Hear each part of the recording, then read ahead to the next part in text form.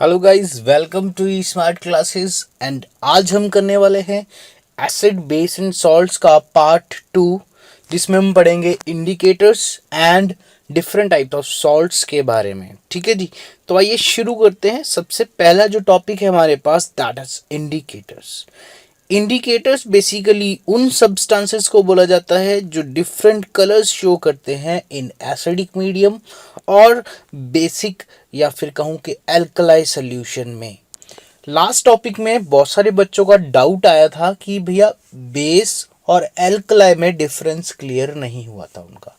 तो मैं आपको बता दूं कि एल्कलाई बेस ही है, बट वो वाटर सॉल्युबल बेस है, मतलब वो पानी में घुल के अपना OH आयन जो है वो देगा। ठीक है जी, यानी कि डिसोसिएट होके OH आयन देगा। तो वो सारे बेसिस जो अपना OH आयन देंगे जब उसको मिक्स करेंगे या वाटर में डालेंगे, ठीक है जी, तो जो OH दे दो दोज बेसिस आर एल्कलाइज। ठीक है जी। और नॉर्मल बेस की बात करूं तो जितने भी नॉर्मल बेसिस की आपको एग्जांपल्स बताई थी वो सारी उसमें काउंट हो जाती है। ठीक है। और जैसे कि कॉपर 2 ऑक्साइड्स था, हाइड्रोक्साइड था, ठीक है जी, आयरन 2 हाइड्रोक्साइड था, ठीक है जी। ये सारे जो थे वो बेसिकली क्या थे, बेसिस थे, बट एल्कलाइज नहीं थे। कारण क्या था कि ये वाटर में सॉल्युबल नहीं होते हैं। और अगर मैं बात करूं NaO, ठीक है जी, तो ये वाटर सॉल्युबल थे और अपना OH NaOH सॉरी, तो वो अपना OH दे रहे थे। ठीक है जी, तो वो क्या थे, एल्कलाइज। ठीक है, चलिए आगे बढ़ते हैं इंडिकेटर्स की तरफ।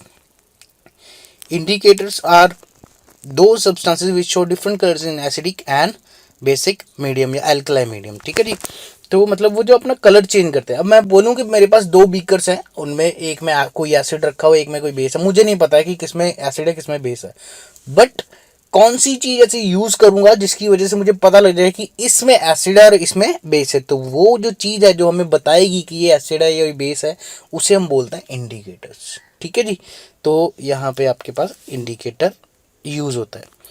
तो सबसे पहला जो इंडिकेटर हम पढ़ रहे हैं that is litmus. Litmus is a common indicator.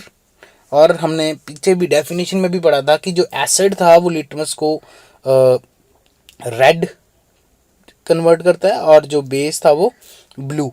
ठीक है जी, कलर चेंज हो जाता है उसका। अब कुछ और इंडिकेटर्स के बारे में देखते हैं। देखिए, मिथाइल ऑरेंज, ये एसिडिक मीडियम में रेड हो जाता है और बेसिक मीडियम में ये येलो हो जाता है। ठीक है, लिटमस का आपको पता है रेड हो जाता है और ये ब्लू हो जाता है। फिनोप्थिलिन, फिनोप्थिलिन जो है एसिडिक मीडियम में कलरलेस और बेसिक मीडियम में ये पिंक हो जाती है, और ये रिडॉक्स टाइट्रेशन में भी यूज होती है, ये आप हायर क्लासेस में पढ़ोगे। ठीक है, रिडॉक्स टाइट्रेशन में। चलिए आगे चलते हैं। अब पीएच स्केल, ये बहुत ही ज़्यादा इंपॉर्टेंट टॉपिक है और बहुत ज़्यादा क्वेश्चन भी आपसे पूछे जाते हैं। पीएच स्केल क्या है या पीएच सोल्यूशन क्या है? PH stands for power of hydrogen. ठीक है जी। अब यहाँ पे पीएच स्केल हमें बेसिकली एक मेजरमेंट बताता है जिससे हमें पता लगेगा कि कोई भी एसिड कितना ज़्यादा स्ट्रॉन्ग या कितना वीक होगा। सिमिलरली हमें ये भी पता लगेगा कि कौन सा बेस कितना ज़्यादा स्ट्रॉन्ग और वीक है।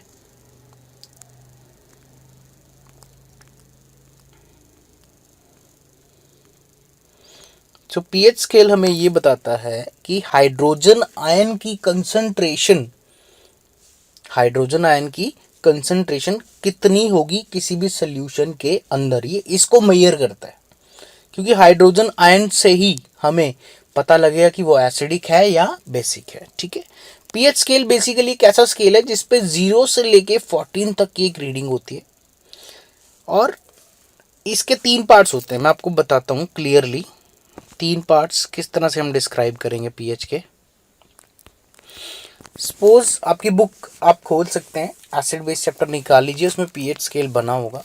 सबसे पहले देखिए 0 1 2 3 4 5 से लेके 7 तक, और 7 के बाद 14 तक, 7 8 9 10 11 12 13 14, इस तरह से रीडिंग होगी उस पर।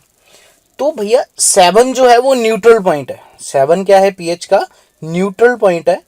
और 7 से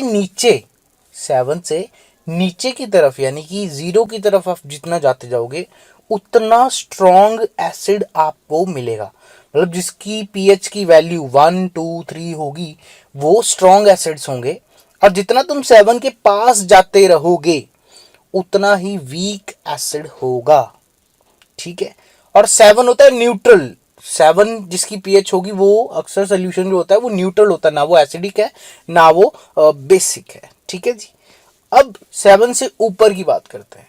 7 से ऊपर का भी फंडा है, वो बेस के लिए है। 7 से जितना पास में वैल्यू होगी 8, 9, 10 उतना वीक बेस होगा, और जितना दूर जाते जाओगे 7 से वो उतना स्ट्रॉन्ग बेस होगा। ठीक है जी। तो ये है आपका पीएच स्केल।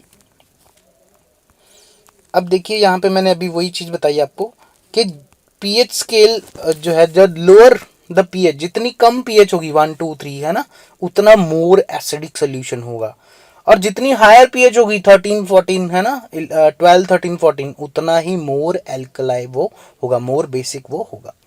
अब पीएच 7 जो होती है दैट इज न्यूट्रल। ठीक है जी। Distilled water, sugar solution and most salt solutions are neutral. Neutral कौन कौन से होते हैं? वाटर, शुगर सोल्यूशन, और ज़्यादातर जो सॉल्ट सोल्यूशंस होते हैं वो सारे के सारे न्यूट्रल होते हैं। ठीक है जी। अब सॉल्ट्स क्या थे? जब एसिड को बेस के साथ मिलाया जाता था तब हमारे पास सॉल्ट एंड वाटर फॉर्म होता था। ठीक है, और इस रिएक्शन को हम न्यूट्रलाइजेशन रिएक्शन बोलते थे क्योंकि इसमें न्यूट्रल कंपाउंड बनता है हमारे पास। चलिए आगे चलते हैं। Universal indicators. Universal indicators consist of mixture of dyes which changes its colors in different pH solution। मतलब ये क्या है कि ये different mixture of different dyes होता है जो अपना कलर चेंज करते हैं।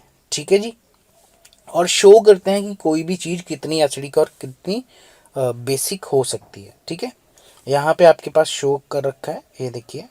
तो इस तरह से ये जो box of pH paper show colour chart, और ये साथ में यूनिवर्सल इंडिकेटर्स का भी दे रखा है आपको। ठीक है, कि पीएच 4 होने पे रेड, पीएच 5 होगा तो ये कलर है, तो इसका ये कलर है। ठीक है, सभी का आपको बता रखा है कि किस तरह से कलर जो है वो चेंज होगा, और ये यूनिवर्सल इंडिकेटर्स बोलते हैं इनको। नेक्स्ट जो टॉपिक है हमारे पास वो है टाइप्स ऑफ ऑक्साइड्स। अब एसिड और बेस के बारे में पढ़ रहे हैं और उनके ऑक्साइड्स ना पढ़ें तो ये बहुत ज़्यादा नाइंसाफ़ी होगी। तो देखिए यहाँ पे सबसे पहला है द एलिमेंट बर्न्स और react with oxygen to form oxides. तो ज़्यादातर जो एलिमेंट्स होते हैं अगर उनको रिएक्शन की जाए ऑक्सीजन के साथ या उनको बर्न किया जाए in the presence of oxygen तो वो ऑक्साइड्स में कन्वर्ट हो जाते हैं, चाहे वो मेटल है चाहे वो कोई और। ठीक है, there are 4 types of oxides: acidic oxides, basic oxides, amphoteric oxide and neutral oxides। चलिए देखते हैं। नंबर फर्स्ट है acidic oxides. It is an oxide of a non metal, oxides of non metal. It is dissolve in water to form an acid. ये water में dissolve होकर acid form करेगा, और acidic oxide react with alkalis to form salt. और इसी acidic oxide को अगर हम रिएक्ट करें एल्कलाई से तो वो फिर से न्यूट्रलाइजेशन रिएक्शन करके सॉल्ट फॉर्म करेगा। नेक्स्ट है basic oxide. Basic oxide is an oxide of metal, if soluble it will dissolve in water to form a alkali. ठीक है जी, वो भी वाटर में डिजॉल्व होकर एल्कलाई फॉर्म करेगा। एसिडिक ऑक्साइड जो थे वो एसिड फॉर्म करते हैं। बेसिक ऑक्साइड जो है वो बेस फॉर्म करते हैं जब उनको पानी में घोला जाए। बेसिक ऑक्साइड को जब हम एसिड से रिएक्ट करेंगे तो भी वो न्यूट्रलाइजेशन रिएक्शन करेगा और सॉल्ट फॉर्म करेगा। Next is very important, amphoteric oxides. अब ये एम्फोटेरिक ऑक्साइड्स जो हैं वो जो है ये दोनों से रिएक्ट करते हैं, बेसिकली एसिडिक से भी और बेसिक से भी रिएक्ट करते हैं और सॉल्ट फॉर्म करते हैं। मतलब ये खुद भी क्या होंगे, एसिडिक और बेसिक।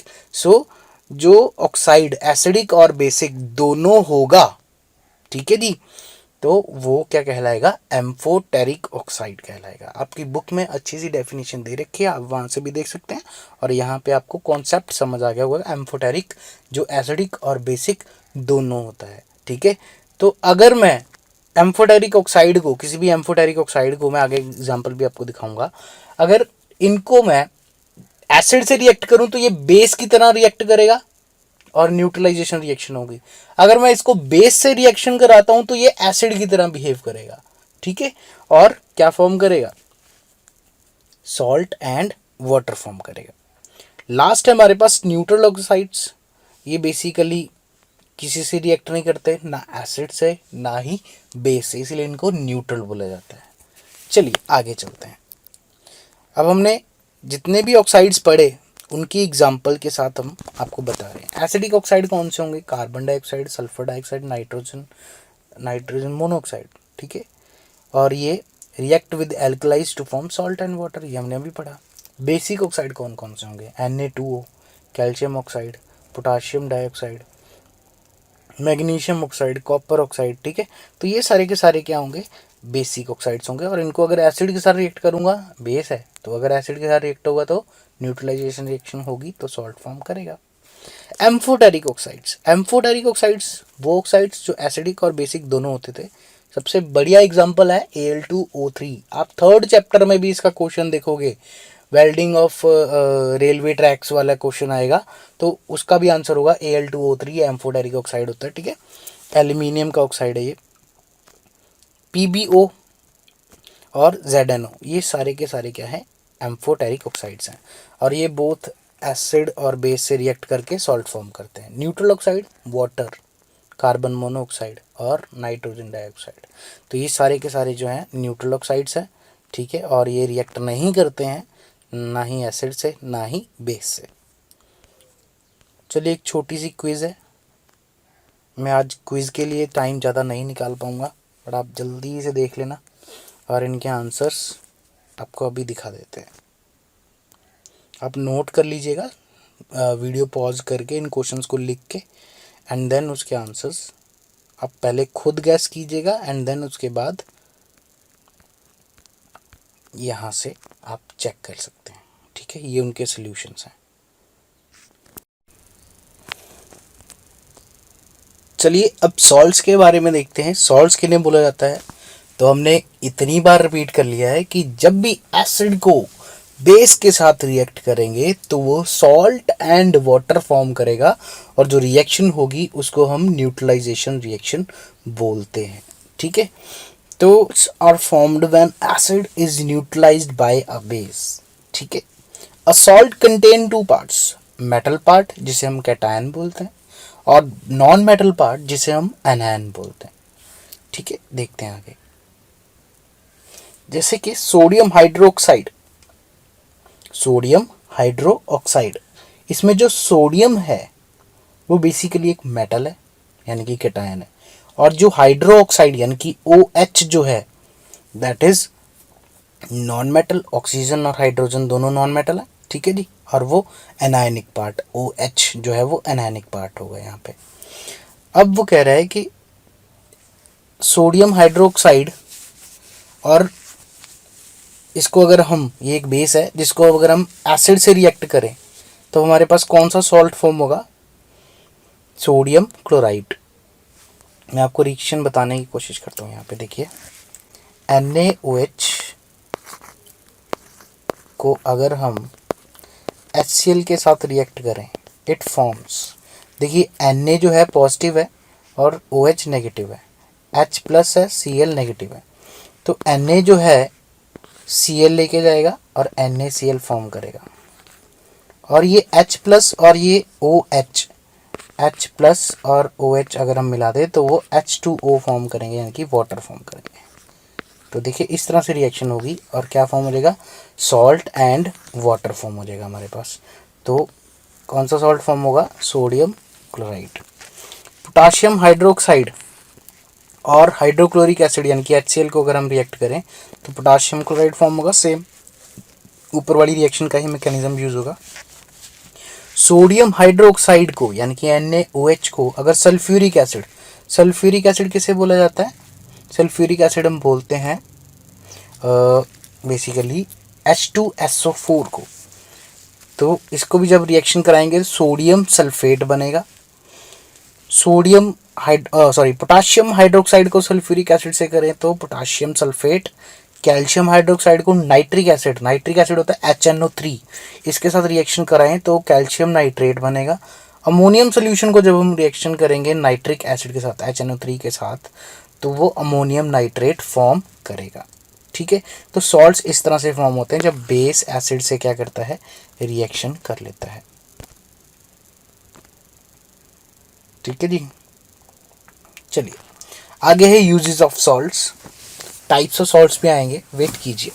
यूजेस ऑफ सॉल्ट्स में देखिए, sodium chloride is use as table salt. जो नॉर्मल हम घरों में नमक खाते हैं वो क्या है, सोडियम क्लोराइड NaCl होता है। ठीक है, to prevent the meat, to preserve meat and vegetables. Basically ये प्रिजर्वेशन का काम करता है। प्रिजर्व क्या होता है कि खाने को ज़्यादा देर तक बचा के रखता है खराब होने से। ठीक है, sodium chloride is electrolyse to obtained sodium and chlorine in industries. तो इसको हम इलेक्ट्रोलाइसिस करके इसमें से सोडियम और क्लोरीन को अलग अलग कर सकते हैं जिनका इंडस्ट्रियल यूज होता है। Ammonium nitrate and ammonium sulphate are used as plant fertilisers. तो इनको फर्टिलाइजर्स की तरह यूज करते हैं। ठीक है, magnesium sulphate commonly called Epsom salt is used as bath salt. तो हम इसको भी यूज करते हैं। नेक्स्ट देखते हैं method of preparations of salts. तो सबसे पहले देखिए, सिंपल मेथड क्या था हमारे पास, न्यूट्रलाइजेशन रिएक्शन, कि जब एसिड को किसी बेस के साथ रिएक्ट करो तो वो सॉल्ट एंड वाटर फॉर्म करता है। ठीक है, to carry out the neutralisation of the acid and alkali exactly a method called titration. इस मेथड को क्या बोलते हैं, टाइट्रेशन। ठीक है, तो टाइट्रेशन के द्वारा एसिड और बेस को मिलाया जाता है और एक न्यूट्रल सॉल्ट फॉर्म किया जाता है। देखिए यहाँ पे टाइट्रेशन का एक आपको प्रोसेस बता रखा है, आपको ये एक्सपेरिमेंट +1 में देखने को मिलेगा। ठीक है, रिडॉक्स की टाइट्रेशन के लिए आपको क्या क्या चाहिए। तो सबसे पहले एक ब्यूरेट, ये आपके पास दिख रही होगी यहाँ पे, एक लंबी सी ट्यूब होती है जिसके अंदर कुछ भरा जाता है, क्या भरा जाता है वो हम बताएंगे। सेकेंड है पिपेट, ये नीचे दिख रही होगी आपको पिपेट, इस पे हम एक सोल्यूशन को उठा के इस ब्यूरेट में डालेंगे। ठीक है, अब क्या होगा, हम एक बीकर लेते हैं। ठीक है, उसमें हम बेस ले लेंगे, सपोज करो, और ब्यूरेट में हम डाल दिया कोई एसिड।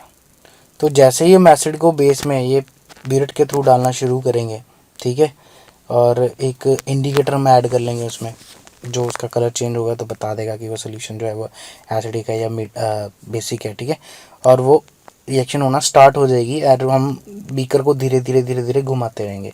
एंड कुछ टाइम बाद बीकर का जो कलर है, जो फिनोक्सिलिन था उसमें, उसका कलर जो है वो चेंज हो जाएगा पिंक।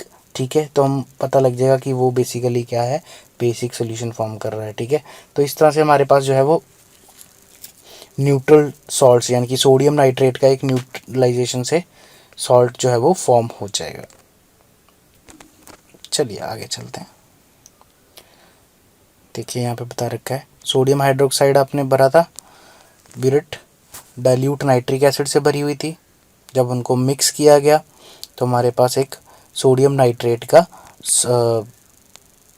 सॉल्ट जो है वो फॉर्म हो जाएगा। ठीक है, सोडियम हाइड्रोक्साइड यानी कि NaOH, नाइट्रिक एसिड यानी कि HNO3, दोनों को मिक्स किया गया था। थर्ड स्टेप में यहाँ पे देखिए मिक्स किया गया, और मिक्स करने के बाद हमारे पास सोडियम नाइट्रेट जो है वो फॉर्म हुआ, NaNO3 फॉर्म होगा। मैं आपको रिएक्शन करके बताता हूँ। देखिए यहाँ पे ये जो है दैट इज NaOH, और इस ब्यूरेट में हमने भरा है नाइट्रिक एसिड यानी कि HNO3। तो जब इन दोनों को मिक्स करेंगे हम तो हमारे पास फॉर्म हो जाएगा सोडियम नाइट्रेट यानी कि NaNO3। मैं यहाँ पे लिख देता हूँ NaNO3। ठीक है, NaNO3 इज सोडियम नाइट्रेट, और ये क्या है, एक सॉल्ट है। क्लियर हो गया सभी को। तो यहाँ से आपके पास जो है रिएक्शन जो है हो जाएगी। चलिए, action of acid on insoluble base, अब ये दूसरा मेथड है हमारे पास। तो this method is used for base which are insoluble in water. अब ये जो पहले हमने देखा था वो तो सॉल्युबल था वाटर में, अब ऐसा बेस ले रहे हैं जो इनसॉल्युबल है वाटर में, ठीक है। तो यहाँ पे देखिए कॉपर टू ऑक्साइड, हमने पढ़ा था ना कि कॉपर टू ऑक्साइड जो है ऐसा बेस है जो वाटर सॉल्युबल नहीं होता, मतलब ये एल्कलाइन नहीं है, ये क्या है, सिर्फ बेस है। और इसको सल्फ्यूरिक एसिड, सल्फ्यूरिक एसिड क्या होता है, H2SO4 के साथ रिएक्शन करा रहे हैं, और ये क्या फॉर्म करेगा, कॉपर सल्फेट CuSO4, यानी कि एक सॉल्ट फॉर्म करेगा प्लस वाटर फॉर्म करेगा। ऐसा ही सेम एक और बेस लेते हैं जैसे ZnO, ये वाटर सॉल्युबल नहीं है, तो इसको जब हम HCl के साथ रिएक्शन कराएंगे तो ये ZnCl2 फॉर्म करेगा और वाटर फॉर्म करेगा साथ में, ठीक है। नेक्स्ट है preparation of copper two sulphate acidic, ये आपको मेथड बता रखा है, ठीक है। आपको मेथड है नहीं सिलेबस में, पर फिर भी आप एक्सपेरिमेंट जरूर है आपको, तो आप यहाँ से पढ़ सकते हैं। मैंने आपको अभी जो इसका प्रोसीजर था बता दिया आपको किस तरह से करना है, ठीक है। तो यहाँ पे प्रोसीजर फिर भी आपको दिख रहा होगा कि हमने कॉपर ऑक्साइड को डाइल्यूट सल्फ्यूरिक एसिड में डाला एंड देन उसको हीट करना शुरू किया, ठीक है। और हीट करने के बाद उसका जो रेजिडुअल होगा हम उसको एक फ़िल्टर पेपर से फ़िल्टर कर लेंगे, और हमारे पास फ़िल्टर करने के बाद कॉपर टू सल्फेट और वाटर मिल जाएगा, ठीक है। तो इस तरह से ये रिएक्शन जो है वो होगी।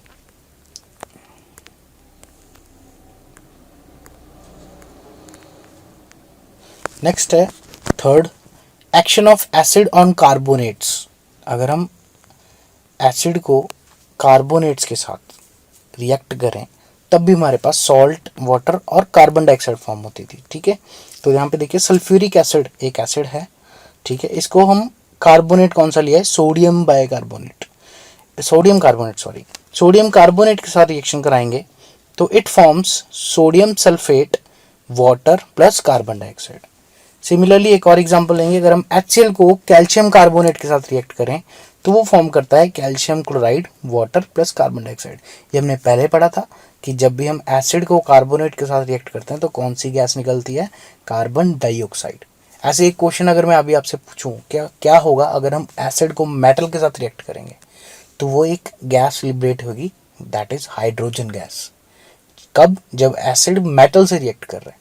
पर अगर एसिड जो है किसी मेटल कार्बोनेट के साथ रिएक्ट करता है, मेटल कार्बोनेट क्यों बोल रहा हूँ, देखिए सोडियम और कैल्शियम क्या है यहाँ पे, दोनों रिएक्शंस में सोडियम और कैल्शियम क्या है, मेटल्स हैं, और साथ में क्या लगा हुआ है, कार्बोनेट्स, तो ये हो गए ना मेटल कार्बोनेट्स।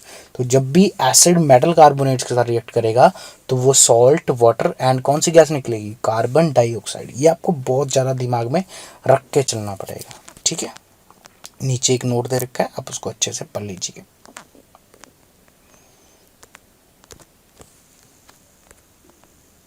चलिए आगे देखते हैं, action of acid on metal.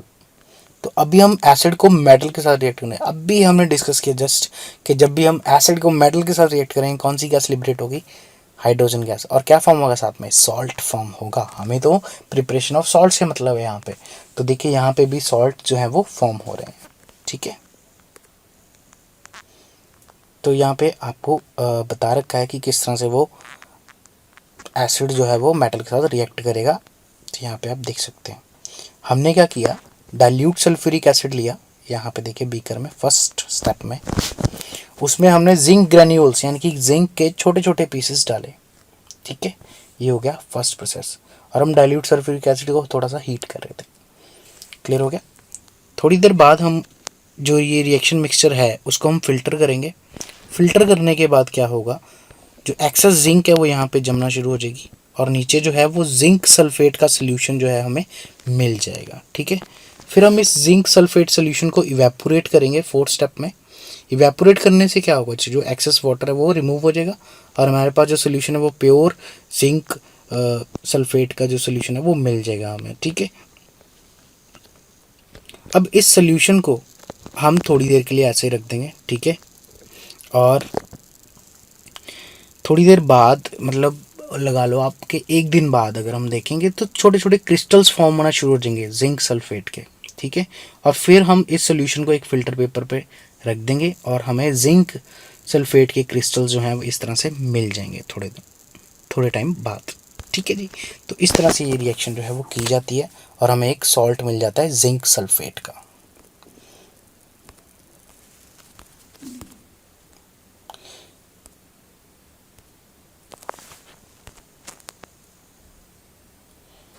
Double displacement reaction के द्वारा भी हम सॉल्ट्स फॉर्म कर सकते हैं। This method is used for insoluble salts. तो जो सॉल्ट्स वाटर सॉल्युबल नहीं होते उनको किस तरह से फॉर्म किया जाता है, ठीक है। हम इसमें 2 सॉल्यूशंस लेते हैं, ठीक है, और इनसे हम एक प्रेसिपिटेट यानी कि इनसॉल्युबल सॉल्ट फॉर्म करते हैं, ठीक है, और उसको फिल्टर आउट कर लेते हैं मिक्सचर में से। देखिए यहाँ से, ये देखिए लेड नाइट्रेट यानी कि PbNO3 को अगर हम रिएक्ट कराएं NaCl के साथ, so it gives lead chloride PbCl2 plus NaNO3, तो ये सॉल्ट फॉर्म हो जाएगा यहाँ पे, ठीक है।